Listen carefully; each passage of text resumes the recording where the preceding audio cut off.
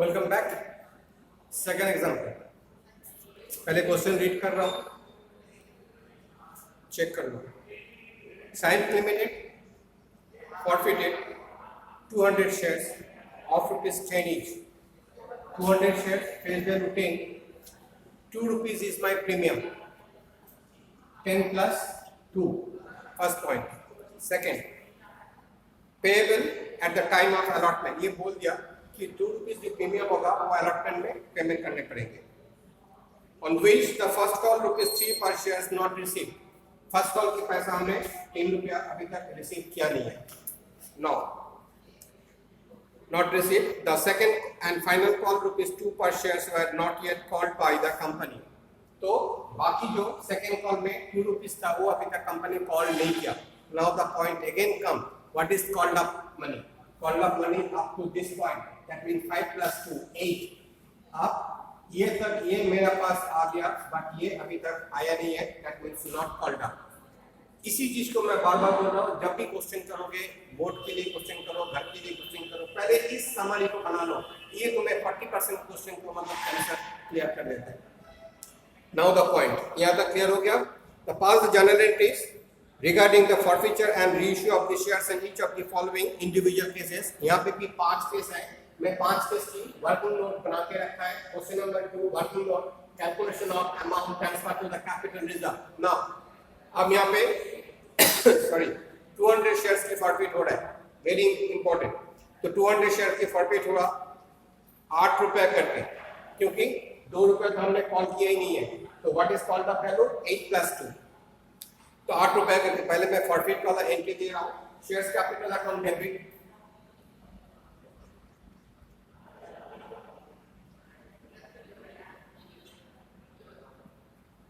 To shares forfeiture account, 2. आप यहाँ पे देखो कौन सा कॉल आया नहीं है. ये दोनों आ गया, ये नहीं आया और इसका तो हमने किया ही नहीं है. तो ये अलग पैसा वेरियस कॉल, इसका मेरे को पता है. वेरियस पर मैंने इसलिए नहीं, मेरे को पता नहीं है एप्लीकेशन में कितना है, अलॉटमेंट में कितना है.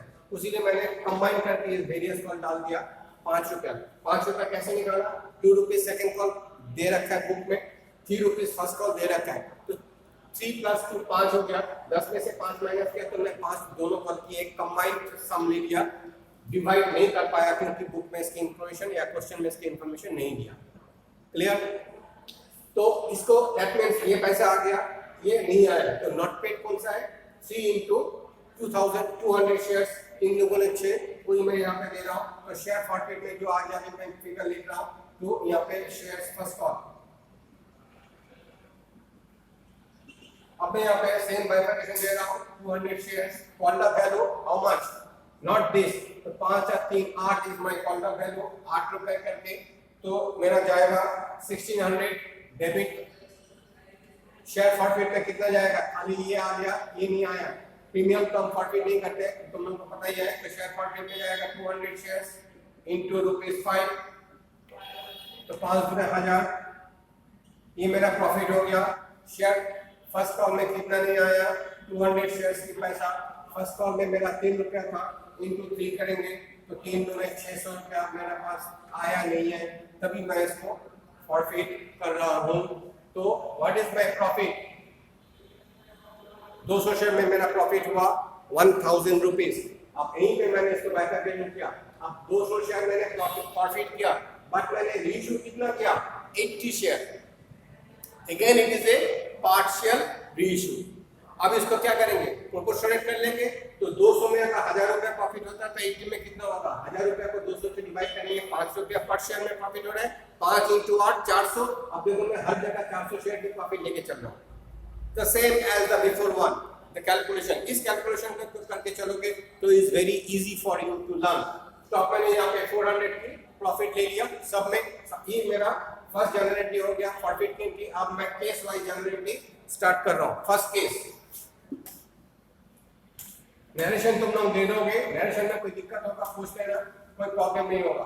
खाली ये लिखोगे कि फॉरफीट क्यों हो रहा है? Non payment of what? Non payment of first call money, क्योंकि ये पैसा आ गया था. जिसके लिए फॉरफीट हो रहा है, पैसे नहीं आएगा फॉरफीट करेंगे. क्या नहीं आया वही लिखना है, नंबर ऑफ शेयर लिखना है एंड कॉल्ड अप और पेड अप वैल्यू लिखना है, बस यही तो, और तो कुछ नहीं है इसके अंदर। केस फर्स्ट, क्वेश्चन को साथ साथ चल लेके चलो। केस वन में क्या बोला है, if 80 of these shares were reissued, 8 paid up for ₹6 per share। अब मेरा what is my paid up और called up, यहाँ पे मैं लिख रहा हूँ एरो लगा के 3 और 5 8 मेरा पेड अप, वही चीज यहाँ पे बोल रहा है, कंफ्यूज होने की कोई जरूरत नहीं है। 8 पेड अप, 6 रुपए में इश्यू कर रहा हूँ, मतलब 2 रुपया का लॉस। बैंक अकाउंट डेबिट, 2 रुपए का लॉस जाएगा, शेयर फॉरफीचर में डेबिट होगा,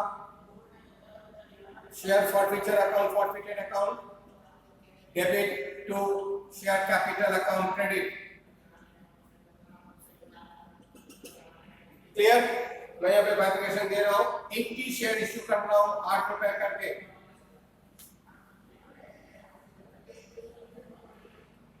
सॉरी 8 नहीं 6 रुपीज का, 8 तो कंडक्ट था, 6 48 480, 80 इंटू 2 रुपीज में लॉस। 2 क्यों बोलूंगा, क्योंकि 8 रुपए का कॉल्ड अप था, 6 रुपए में बेच रहा हूँ, 2 रुपए का लॉस 160। इस लॉस को मैंने यहाँ पे ले आया, लॉस ऑन रीइश्यू, कैपिटल में जाएगा 80 shares into how much, 8 called up बोला है क्वेश्चन में, तो इसको बार बार समझने का कोशिश करो। 8 8 640 ऐड कर लो, 8 से ज्यादा 4 carry 1 1 4 1 5 1 6। Clear? Now capital reserve की एंट्री, अब तो तुम लोग कर ही पाओगे। तो share forfeiture account debit, share forfeited account debit to capital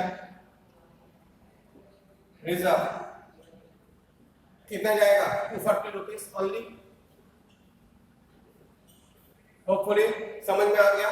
actual loss, actual profit, actual loss is equal to capital reserve 240 rupees. Is the first case. Second case मैं करके दे रहा हूं, तुम लोग समझ क्या कर सकते हो, तो बिना देखे करने का कोशिश करो and then check it out with my this solution part. Clear? अब सेकंड पार्ट, सेकंड केस में क्या बोला है, सेकंड केस में बोला है 80 पर shares of the shares are issued at 7 rupees per share fully called up. अब ये बोल रहा है कि हमने टोटली कॉल कर लिया, मतलब 10 रुपए का कॉल कर लिया, 7 रुपए में रीइश्यू कर रहा हूं तो 3 रुपए का लॉस, फुल्ली कॉल्ड अप। अब देखो दोनों क्वेश्चन में अंतर क्या है, यही चीज समझना है। तो सेकंड केस में होगा बैंक अकाउंट डेबिट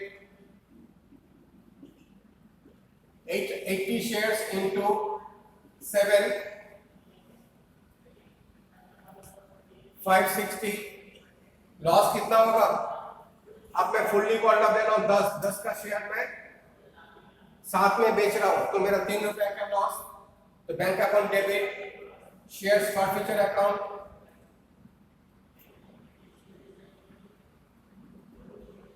डेबिट, कितना लॉस हुआ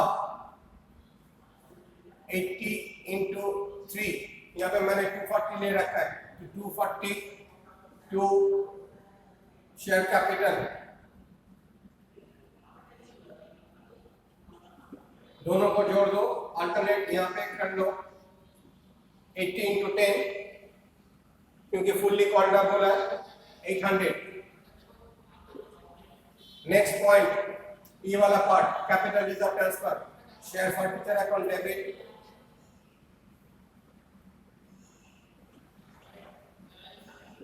to capital reserve account credit. सीधा सीधा उठा के इसको डाल दो, कैलकुलेशन करने का जरूरत ही नहीं है। This is the easy way to handle any question and with in a very short period of time. Third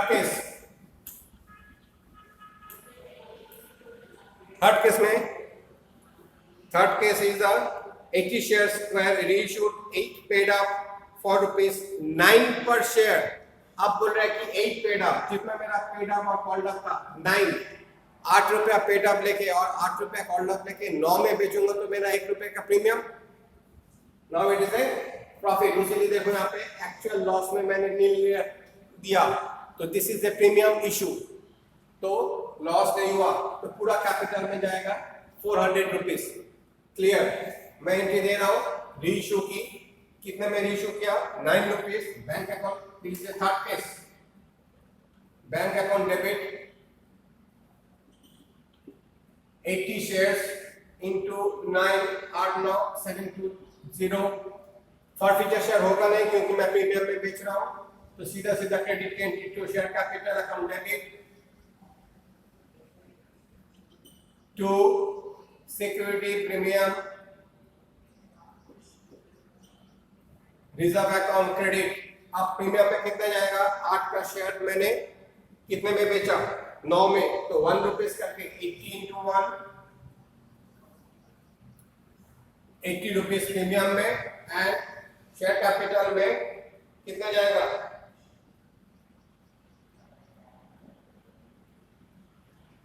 80 into 8 8 और 1 9 इक्वल टू 9 8 8 64 8 8 0 8 4 12 में कैरी मान 720 720 720 this is the some.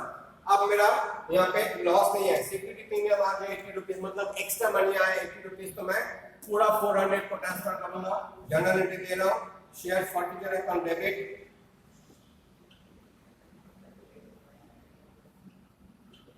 To capital reserve 400 and 400। Hope it is clear।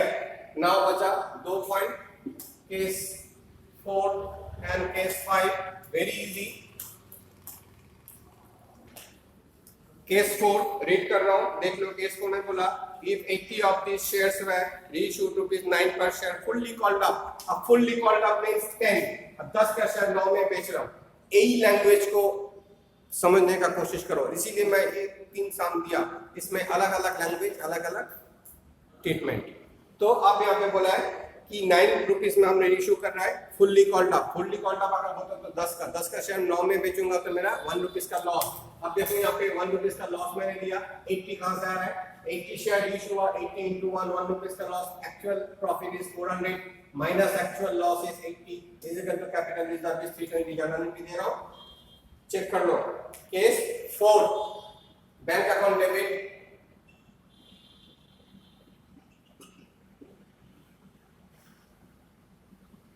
दस का share बेचा ना, कितना बेचा 9 रुपए में बेच रहा हूं फुल्ली कॉल्ड अप। यस, तो 80 into 9 8 9 12 720 fully called up, loss होगा 40 शेयर, शेयर फॉरफिटेड अकाउंट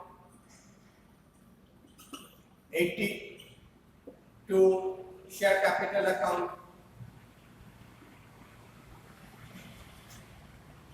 800। क्या था, क्लियर हो गया। अब मेरा एक्चुअल लॉस इज 80 जो मैंने यहाँ पे मार्क किया, and actual profit is 400, the difference is 320। तो share forfeited account debit to capital reserve account credit is 320। Clear. Last point case 5।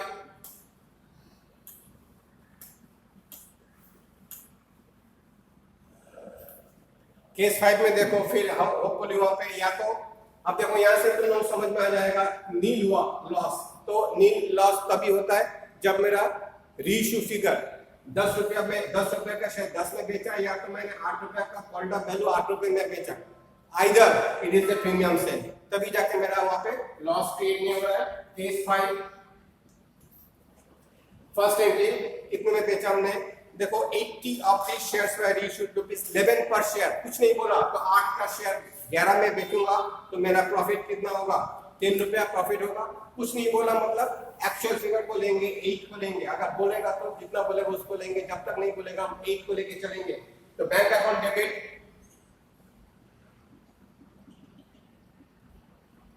Premium में बेच रहा है 3 रुपया, क्योंकि मैं 11 में बेच रहा हूँ, 8 तक मेरा कॉल्ड अप हुआ था, 2 का शेयर कॉल्ड नहीं किया, तो जब तक नहीं बोलेगा हम इसी स्ट्रेटेजी को लेंगे। 8 कॉल्ड अप 11 रीइश्यू 3 रुपए का प्रॉफिट, तो मेरा बैंक अकाउंट डेबिट में कितना आएगा 80 into 8 640 लॉस नहीं है तो सीधा चले जाओ प्रीमियम में। तो पहले शेयर कैपिटल का एंट्री लो, शेयर कैपिटल अकाउंट क्रेडिट, यहाँ पे कितना लेंगे 80 इंटू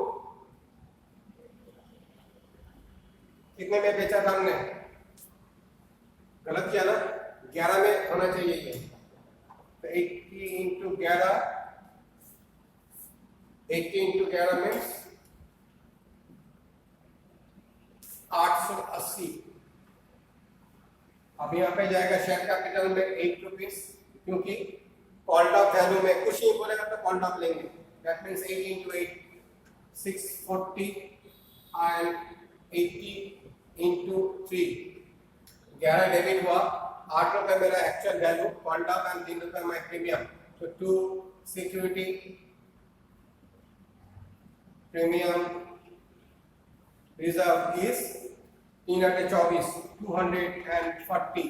तो टोटल क्या हुआ 6 तो 8 एंड 880। अब देखो वहां पे, अब यहाँ पे प्रीमियम हो रहा है, इसका मतलब मेरा लॉस कुछ नहीं है। तो जितना मेरा एक्चुअल प्रॉफिट हुआ था उसी प्रॉफिट को ट्रांसफर कर देंगे कैपिटल रिजर्व में। तो share forfeited account debit, share forfeited account debit कितना लेंगे 400, no loss, to capital reserve account credit is 400. Okay, so this is the sum, example 1 and example 2। इसको बड़े केयरफुली करो, बहुत कुछ सीखने के इसके अंदर है। एक बार दो बार, एक दिन छोड़ के, 2 दिन छोड़ के इसको करो। each and every case is an important for you, very important, not only important, it's very important। तो इसको करो, प्रॉब्लम होगा तो मैं तो हूँ, इसमें कोई दिक्कत नहीं है। Thank you.